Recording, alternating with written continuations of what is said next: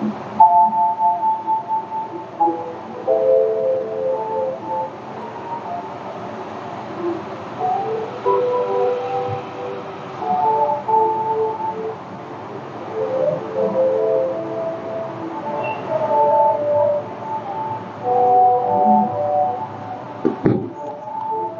declínio militar da Grã-Bretanha revela o colapso da OTAN em credibilidade e capacidade.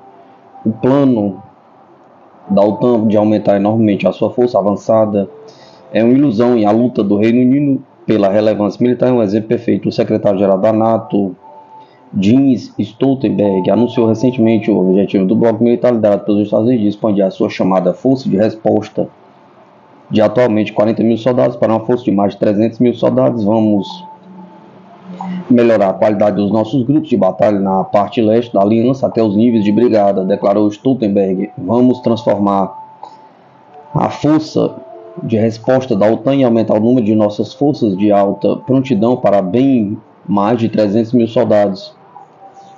O anúncio foi feito na reunião anual da OTAN, realizada em Madrid. Aparentemente apanhou de surpresa vários responsáveis pela defesa dos membros da OTAN. Com um desses responsáveis chamado ao número de Stoltenberg, de número mágico. Stoltenberg parecia estar a trabalhar a partir de um conceito que tinha sido desenvolvido na sede da OTAN com base em suposições feitas pelos seus funcionários, na realidade, em oposição a qualquer coisa que se assemelhe a uma política coordenada entre as diversas organizações responsáveis pela defesa das 30 nações do bloco. Confusão é o nome do jogo da OTAN no dia de hoje, com a aliança ainda a recuperar do desastre afegão do ano passado. É incapaz de disfarçar adequadamente a impotência mostrada diante da operação militar da Rússia em andamento na Ucrânia. O bloco é apenas uma sombra de sua antiga identidade, uma coleção patética de organizações militares subfinanciadas, mais adequadas para os desfiles do que para o campo de batalha. Nenhuma organização militar representa mais este colossal colapso em credibilidade e capacidade do que o exército britânico. Mesmo antes do início da atual crise na Ucrânia, os militares britânicos serviam mais como objeto de escárnio do que como modelo de profissionalismo. Vê-se o título de exemplo a visita do ministro da Defesa do Reino Unido, Ben Wallace, a Zagreb, na Croácia. No início de fevereiro de 2022, o presidente croata Zoran Milanovic acusou os britânicos de incitar a Ucrânia a uma guerra com a Rússia, em vez de tentar resolver as preocupações da Rússia sobre o quadro de segurança europeu existente.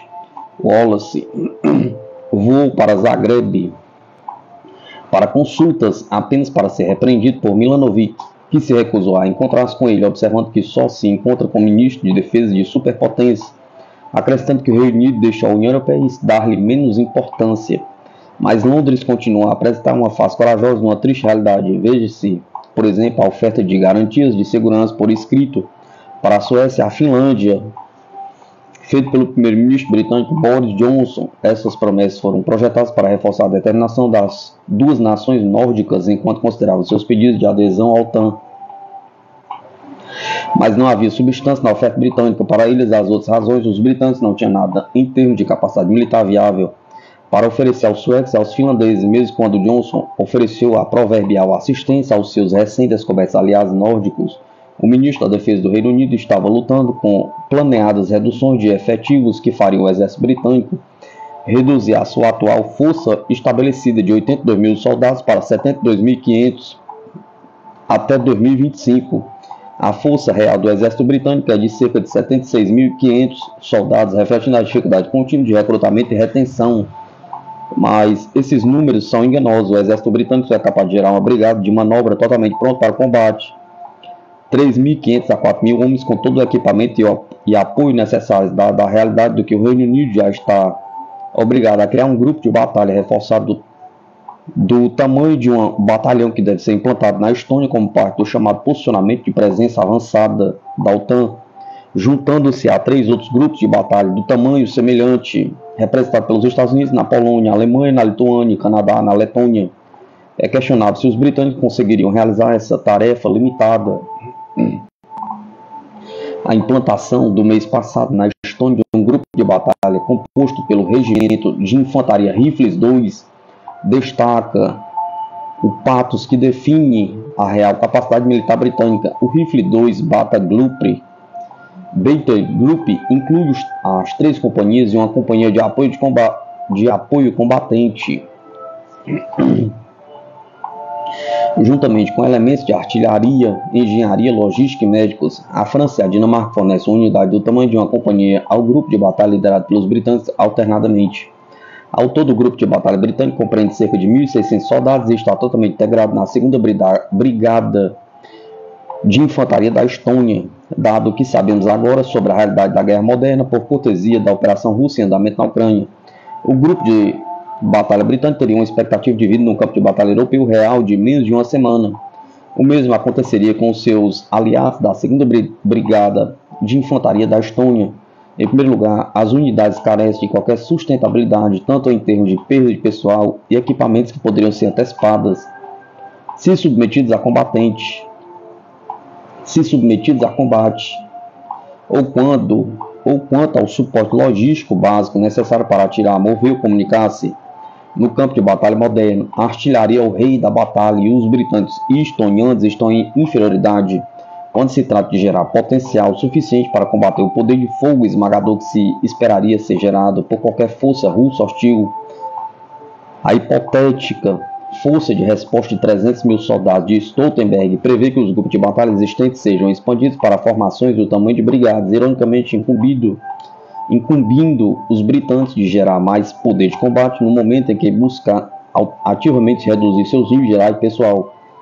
Embora os britânicos possam ser capazes de extrair substância suficiente do fundo do barril, por assim dizer, para realizar esse reforço projetado, literalmente não sobraria nada para suportar a oferta ousada de Boris Johnson de assistência militar substantiva à Suécia e à Finlândia, deixando o primeiro-ministro britânico parecendo-se mais com o capitão do Titanic depois que ele atingiu o iceberg, emitindo diretrizes e agindo como se suas palavras tivessem algum impacto enquanto o seu navio se afunda.